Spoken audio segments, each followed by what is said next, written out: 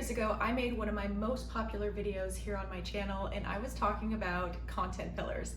That video, I still love it a lot because it gives some really great ideas on how to start brainstorming and how to start structuring your profile and your content pillars accordingly, especially when you have no idea where to start and how to organize all of your content pillars. So I've got a few videos on there, and if you'd like to check them out, you can.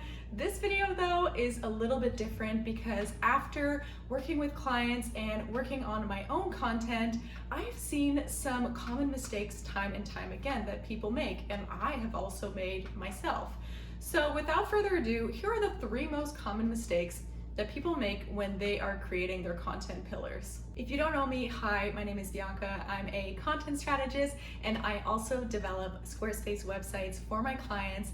I have had this online business for about 4 years now, and I really like to incorporate wellness and productivity and a little bit of insights as to what I've learned in my business. Number 1 on my most common mistakes when creating content pillars. This one is also something that is often overlooked in the planning stage, and it is not researching your audience first or not knowing who your audience truly is. Once we have an idea of what our audience is, we tend to kind of want to do content that's more geared towards ourselves and not really towards our audience. And this is what I did when I first started my business. I was gearing towards people who were doing exactly the same things as me, so it would obviously attract other virtual assistants or other online business owners, when in fact I needed to talk directly to the people that I wanted to sell to. What were their pain points? What were their desires? What were their main goals in the next 5 years? And what are they truly looking for when they're looking for a partner to work with? Researching your audience will also inevitably kind of realize what are their likes and dislikes. You can go even deeper in seeing what are their habits when they are online and offline, and what do they like to do and what do they like to talk about. Those are really great things to incorporate into your content so that you can have a little bit of individuality, a little bit of uniqueness, and a little bit more flair. Number 2 in my most common mistakes, and I have done this, I have been definitely a victim to this, is to set it and forget it.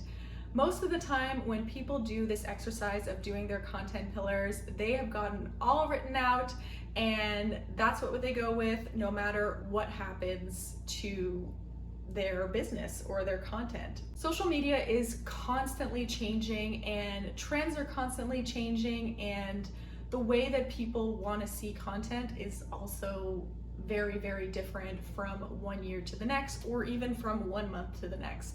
So making sure that you're taking a look at your performance when it comes to your content pillars, and if you're seeing some patterns where one content pillar is doing much better than maybe another content pillar, or one of them is not really working at all, make sure that you're still constantly taking a look at your content pillars and reevaluating them. If there's something that's not working, you don't want to waste time making something that people aren't really interested in looking at.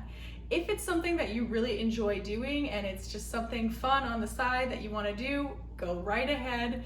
But strictly if it's something that you're working towards and you really want to see some results, I would definitely recommend to reevaluate your content pillars every few months or so, and to make sure that your performance is on top of everything. You'll be able to generate new ideas every couple months or so, and it'll also give you some content ideas once you start brainstorming your content pillars again. There is no shame in reevaluating your content pillars later on, and as long as you're keeping the same theme, I think that always evolving and always trying new things is actually a great thing. It keeps things interesting for you, and it's not just a set it and forget it sort of thing. And lastly, number 3 is simplifying. That is the only thing that I have to say. I think that some people complicate their lives a little bit too much. I was one of them. I met a lot of people who had lots of different ideas for their business, and it just confused the heck out of their audience.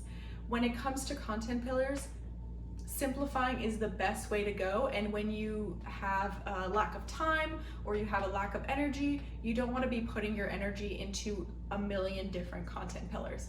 making sure that your formula is simple and easy to understand, and the people who are really interested in those content pillars will easily be able to tell what kind of content that you do as soon as they get on your profile.